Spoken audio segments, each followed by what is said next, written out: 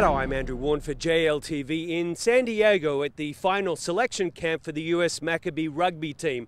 And a player for whom perhaps there was a little less suspension is Dallen Stanford, because he's already been announced as this year's captain. And Dallen, did that announcement enable you to come into the camp with a different mindset and begin your leadership of this team? Yeah, I spoke to Sean a while back about, getting involved with the Maccabee setup, and it was a super exciting program, and just to be involved is great. But there is a bit of added pressure as captain, because you need to be leading in every single facet of play and off the field particularly as well, So especially with the Navy SEALs and things like that, as we'll talk later, it was pretty demanding, but excellent to be a part of the squad. Right. Dallen has represented the United States in rugby sevens, but how different is the Maccabee Experience for you?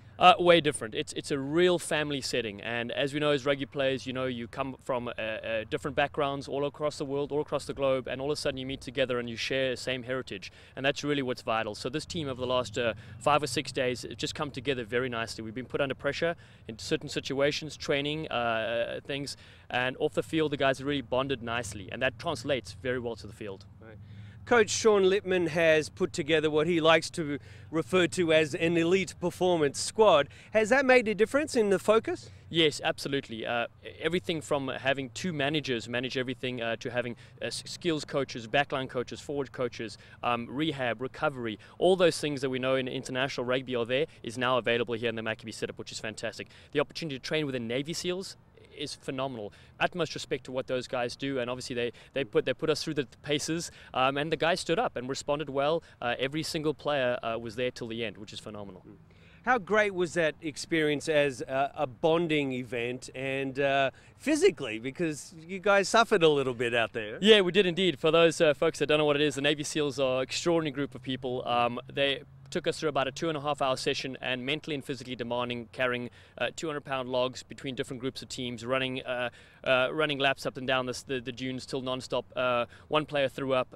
It was very demanding, and of course it's the mental side which really gets to you, because everyone's pretty fit these days, and for the guys to push through was excellent.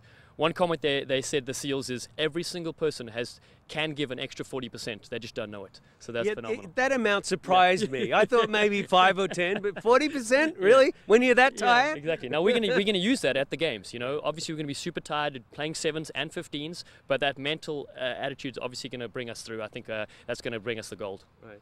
Now, you have an unusual family history with the Maccabee Games. Yeah, my uncle played in 1981 for South Africa, actually, because I'm originally from South Africa. Played for the Springboks in 81 when they won gold. And now, obviously, some 20, 30 years later, I get the opportunity to represent the USA as well in rugby, which is fantastic. So that's a good bit of family history there. Yeah, for rugby, obviously, yeah, your exactly. uncle. That's right, exactly. It will bring it full circle, perhaps. That's right, exactly. My parents are super excited, and they look forward to going to Israel too, and to reconnect, which is really what the main part of this is as well. Right.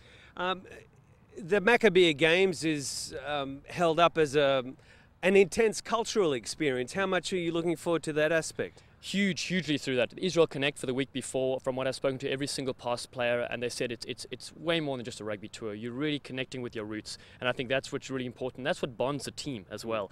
And so I can't wait for the games to begin, obviously, but that first week is just going to be instrumental in getting us prepared for it. Right.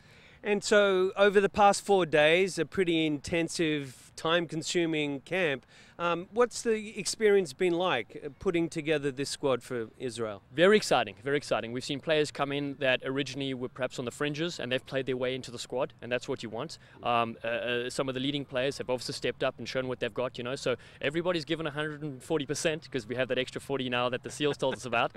So it's really been good, the selections are going to be tight. The coaches have a real tough ask to name 30 players. And of course, as we know, over the next few months, anything can happen. Players could pick up injuries, or perhaps they have good other commitments. So the whole family is what we're focusing on, and that'll bring us back 2 golds. Part of the fitness regime has been the Insanity program. What kind of a difference do you think that has made?